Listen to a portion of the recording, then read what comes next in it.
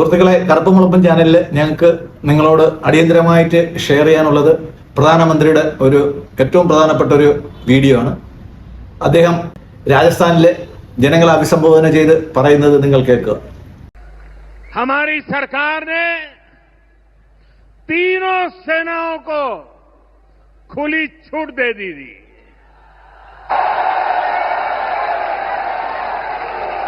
और तीनों सेनाओं ने मिलकर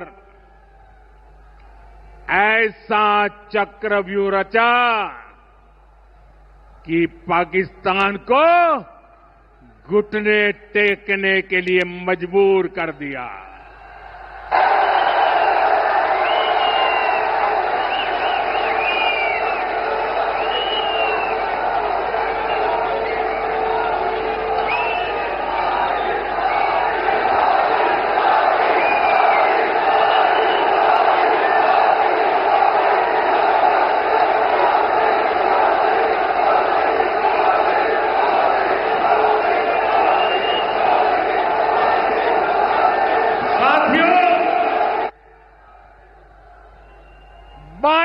तारीख के हमले के जवाब में हमने 22 मिनट में आतंकियों के 9 सबसे बड़े ठिकाने तबाह कर दिए.